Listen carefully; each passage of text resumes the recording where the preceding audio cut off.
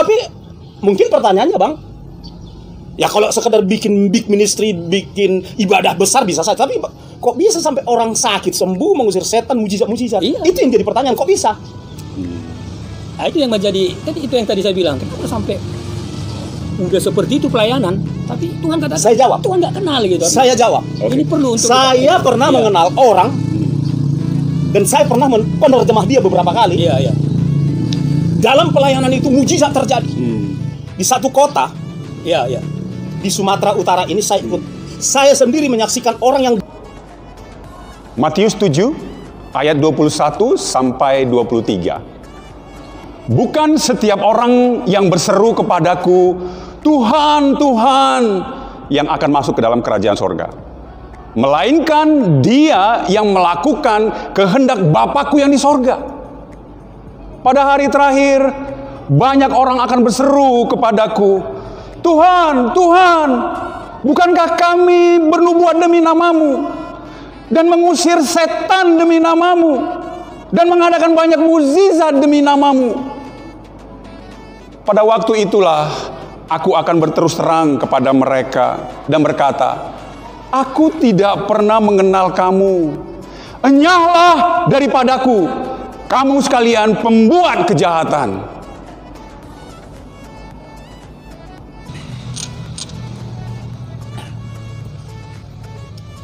Shalom dan salam sejahtera bagi kita semua. Kami berharap kita semua dalam keadaan baik. Selamat berjumpa dalam acara Ngobrol Penginjilan. Bapak Ibu, sebentar kami akan perkenalkan nama kami. Nama saya sendiri Rahman Siboya, dan saya juga ada dua teman di sini. Kami akan memperkenalkan diri kami. Mungkin dari sebelah kiri saya dulu. Saya Jogi Sidabutar. Dan saya Agus Karoskali. Ya. Jadi seperti itu Bapak Ibu ya. Jadi saya Rahman, ini Bang Jogi, dan satu lagi Bang Agus Karoskali. Baik Bapak Ibu, jadi hari ini kita akan santai-santai ya, artinya ngobrol penginjilan. Jadi seperti Sambil ngopi. Iya. Ini Bang Jogi, dan untuk Bang Jogi mungkin ya. Untuk pertama sekali, tadi kita udah mendengar firman Tuhan yang ditulis dalam Matius 7 21 sampai 23. Ini Bang udah dengar tadi. Jadi bagaimana pandangan Abang tentang ayat ini? Artinya supaya kita bisa juga ya lebih mengerti gitu ya. Iya, karena dalam sekali ini kan. Iya. Matius 7 ayat 21 sampai 23 ini. Menurut Abang gimana? Iya baik, terima kasih buat kesempatannya. Kalau kita mau langsung kepada konteks Matius 7 ayat 21, 22, 23 tersebut, sesungguhnya itu adalah peristiwa nyata nanti di pengadilan terakhir. Itu adalah sebuah peristiwa. Artinya skenario yang Allah sudah tahu itu, dia perkenalkan di dalam Alkitab bahwa ada suatu peristiwa nanti yang akan terjadi seperti ini. Sebentar Bang, skenario katanya. Ya, saya katakan skenario, kan Tuhan Maha tahu. Jadi nggak salah pakai skenario. Bukan skenario maksudnya Tuhan mendesain, tapi skenario dalam pengertian Tuhan tahu. Jadi itu adalah sebuah peristiwa yang dipastikan akan terjadi. Peristiwa penghakiman. Jadi suasananya adalah ruang pengadilan. Ruang pengadilan. Nah, di ruang pengadilan itu Tuhan Yesus sudah memperkenalkan apa yang dia akan sebutkan nanti. Apa yang dia akan katakan nanti. Karena dia Maha tahu ya. Karena dia Maha tahu. Dan persis itu yang akan dia sampaikan nanti di pengadilan terakhir itu, untuk mengadili orang demi orang. Dan saya berimajinasi bahwa pengadilan itu nanti begini. Tidak ramai-ramai dia. Tidak ramai-ramai. Tidak ramai-ramai. Hanya ada satu terdakwa atau tertuduh atau terpidana. Satu demi satu. Kurang lebih seperti itu. Jadi nggak seperti pengadilan kita ya? Tidak. Ada media TV, radio, koran gitu ya. Sampai ramai. Artinya bukan itu maksudnya. Maksudnya tidak ada di sana pembela. Baik. Yang ada penggugat saja. Suara gugatan. Pembela tidak ada. Ada pembela, tapi pembela untuk yang setia. Jadi orang yang sudah setia menurut saya kelak tidak akan masuk ke pengadilan itu. Iya. Andai kata masuk, karena kita masih berimajinasi dengan iman, dengan mata rohani. Betul. Andai kata orang yang setia, yang memulai dalam roh dan mengakhiri dalam roh, kalaupun hadir di pengadilan itu, kemungkinan hanya lewat saja karena catatan kejahatan atau catatan perbuatannya tidak memenuhi delik pidananya Tuhan. Sehingga artinya tidak ada, karena udah dihapus di kayu salib bagi orang yang setia. Jadi saya kira hanya numpang lewat, ini menurut imajinasi saya. Tapi bagi dia yang meskipun Kristen, kan ada disebutkan di sana pada hari-hari terakhir, dikatakan tidak semua orang, kan itu tadi firman yang kita dengarkan dulu, yang berseru Tuhan, Tuhan. Yang berseru Tuhan, Tuhan ini bisa jemaat, bisa hamba Tuhan, bisa juga non percaya, orang yang tidak percaya. Itu pasti ya. Berseru. Yang tiga-tiga ini berseru. Betul. Ya kan? Tapi tiga-tiganya ini karena ini tidak percaya Yesus. Ini percaya Yesus, jemaat ini percaya Yesus, tapi tidak setia. Dan hamba Tuhan ini juga percaya tapi nggak setia. Ya tiga-tiganya seruan Tuhan-Tuhannya itu tidak masuk dalam kerajaan sorga. Tentu yang masuk dalam kerajaan sorga hanyalah orang yang taat dan setia. Jadi meski saya lanjutkan sedikit lagi, meski ini rajin ke gereja, pertama yang non percaya rajin menyebut Tuhan menurut keyakinannya. Lalu yang kedua, jemaat yang rajin ke gereja. Lalu yang ketiga ini sudah punya pelayanan spektakuler, sudah membangun ministry yang besar, bahkan sudah memakai urapan Roh Kudus untuk mendoakan orang yang sakit sembuh, mengusir setan-setan pergi, bahkan mungkin juga mendoakan orang mati bangkit. Pelayanan kaliber ini udah memang dahsyat sebenarnya. Iya, jadi kalau yang ketiga ini pelayanannya sudah dahsyat, hebat, udah luar biasa lah, bukan seperti kita ini. Kita ini kan siapa sih gitu ya, gitu. Gitu. Jadi udah dahsyat pelayanan, tapi ironisnya Tuhan bilang, aku nggak mengenal kamu sekalian pembuat kejahatan, enyahlah daripada wow. Oh, jadi gini Bang Jogi. Jadi kan memang jadi ironis bagi kita ya. Karena kan dibilang mereka udah melayani, mengusir setan gitu kan, mengadakan banyak mujizat gitu kan. Kalau kita bandingkan dengan pelayanan kita kayaknya ya mereka masih di atas gitu. Jauh, itu udah pasti. Itu real gitu ya, itu nyata. Tapi kenapa sampai Tuhan katakan mereka Tuhan tidak kenal dan mereka pembuat kejahatan gitu. Jadi kan gimana kira-kira Bang? Kok bisa sampai seperti itu gitu? Oke. Yang pertama yang bisa saya jawab ya. Mereka melakukan pelayanan itu untuk melayani dirinya. Untuk kepentingan dirinya. Untuk memperkaya dirinya. Memanfaatkan nama pelayanan, memanfaatkan nama Tuhan Yesus. Ya jahat dong. Bisa tidak orang yang tidak tulus melayani Tuhan menggunakan nama Yesus dalam, bisa nggak punya pelayanan yang besar? Abang bisa nggak? Bisa saja. Bisa saja kan? Misalnya, betul bisa. Misalnya karena manajemennya, karena pengetahuan. Teknologi dan lain sebagainya, karena leadershipnya, ya kan? Karena leadershipnya dan lain sebagainya, atau juga karena triknya. Strategi pemasaran. Bisa nggak? To build a great ministry, bisa sekali. Tapi mungkin pertanyaannya Bang, ya kalau sekedar bikin big ministry, bikin ibadah besar bisa saja. Tapi kok bisa sampai orang sakit sembuh, mengusir setan, mujizat? Itu yang jadi pertanyaan, kok bisa? Nah, itu yang menjadi, kan itu yang tadi saya bilang, kenapa sampai udah seperti itu pelayanan, tapi Tuhan katakan, saya jawab, Tuhan nggak kenal gitu. Saya jawab. Ini perlu untuk saya pernah mengenal orang, dan saya pernah penerjemah dia beberapa kali. Dalam pelayanan itu mujizat terjadi. Di satu kota, di Sumatera Utara ini saya sendiri menyaksikan orang yang datang pakai tongkat, pulang bawa tongkat. Tadi kan pakai nih. Pulang udah angkat tongkatnya. Mujizat ya, terjadi. Waktu hujan mau datang di stadion tersebut, hujan karena dia berdoa dalam nama Yesus si pendeta ini. Dari luar sih, hujan berhenti.